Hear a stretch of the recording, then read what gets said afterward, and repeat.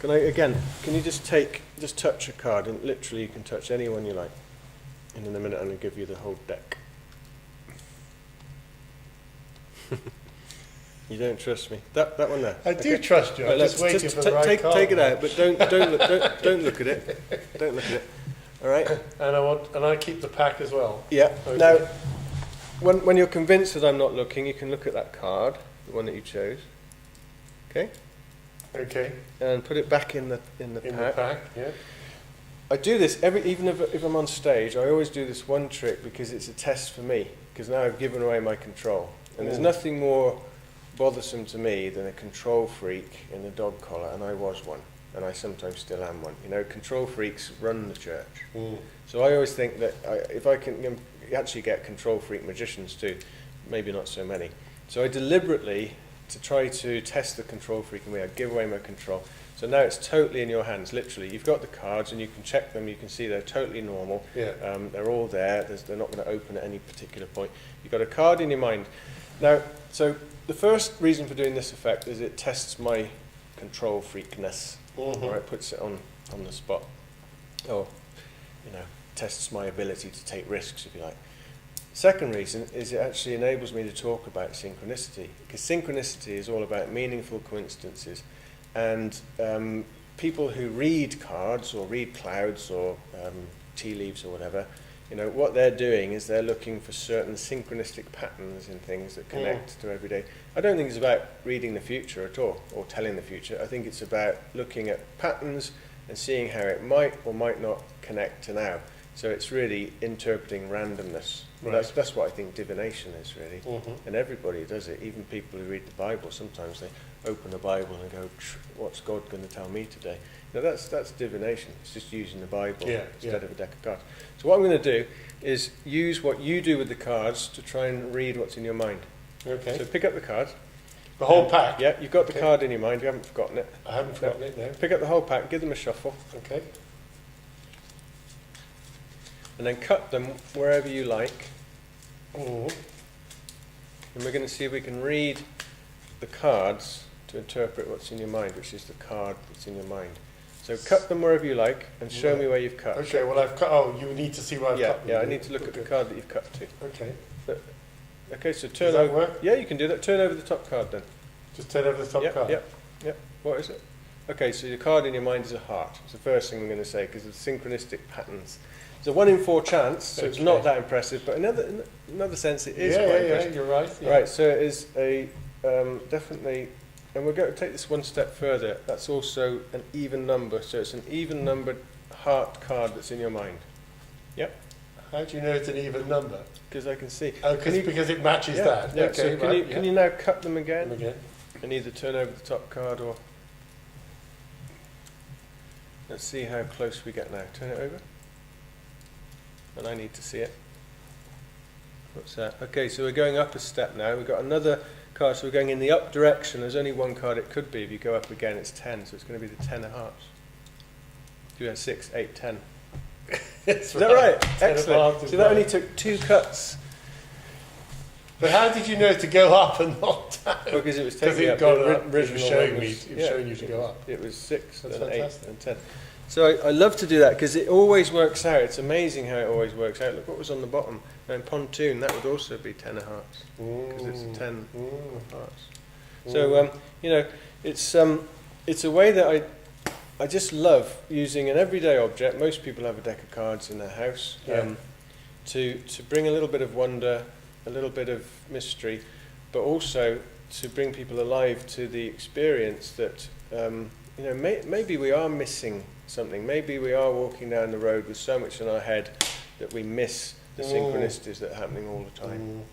I certainly believe that's true. Yeah. It is for me. I'm the last person to learn from my own lessons. I'm so cluttered in the head, and you know, and I say that honestly because I never want anyone ever to think that I've written books because I'm a spiritual teacher or anything like that. I'm not. I'm just someone who's a bit of a fool, who falls over a lot, and who's learned to look under his own feet for magic rather than think it's over there under that rainbow or up that ladder or in that church or in that book or whatever. That's beautifully expressed, Mark. Thanks very much.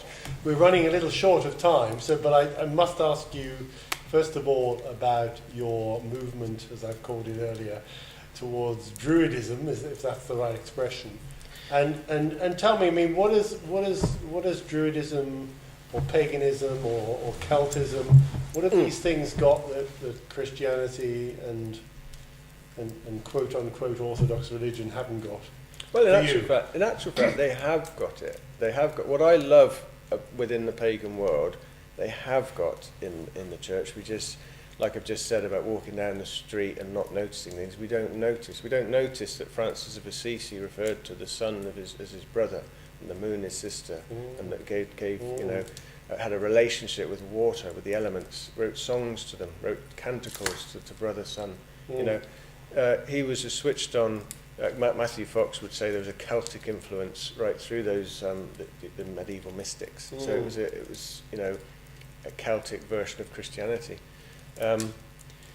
and we miss that, and we miss it even in the Bible. I mean, the Bible doesn't seem at first glance as a particularly creation-centered book, but it is. I mean, Jesus is even using descriptions of birds and lilies, and he's spending lots of time in the wilderness to get his God experience. Yeah. So it's there. Yeah. But of course, it's not in the sense that you mean. I have been given so many gifts that I didn't find in the church by my encounters, and I better explain how that happened, if that's all right. Sure. When I left the Church of England first, which is now nearly 4 years ago, I've recently decided to fully relinquish my orders. 4 years ago, I just resigned my post, and I very quickly decided to take my magic a step further and offer myself in a way that I hadn't before, to do it almost as a job. And one of the people who first invited me to use my magic in that way was Philip Carr-gomm, who is the chief, the chosen chief of the worldwide order called of Druids, called the Order of Bards, Ovates and Druids. And they wouldn't necessarily call it Druidism. There are lots of Druid groups that do use the term Druidism, so it's more like a religion for those groups. But the English groups, the Druid Network, the British Druid Order, OBOD, which is the Bards, Ovates and Druids, tend to use the term Druidry and see it less of a religion and more like a way of life or a philosophy. So within OBOD, which is the shortened version of Bards, Ovates and Druids, you find people who are not pagan. Most would be if you ask them what their religion is, would say they're pagan Druids. But you do find quite a large number who would still see themselves as Christian, and members of other faiths too. So to become a Druid doesn't necessarily mean you stop being what your religion was. So how would a man in the street recognise someone as a Druid or a pagan, other than maybe the one he's? I mean, is it what is it? Is it sun worship? It used to be sun worship, didn't it? And it's nature worship in effect, or is it any form of worship? It's very, very difficult. Paganism is an umbrella under which many religions and groups and philosophies exist, and individuals who probably don't have any specific belief system, to be quite frank. So it's very hard to pinpoint, but there are certain characteristics, I guess, and maybe not nature worship, but a huge love and respect and reverence for nature, a connection between the material and the divine. One of the blessings that I've found, which I haven't found in Christianity as it's practiced, and I haven't found in Eastern faiths. I've got a lot of time for the Eastern traditions, but whereas Christianity can be quite world,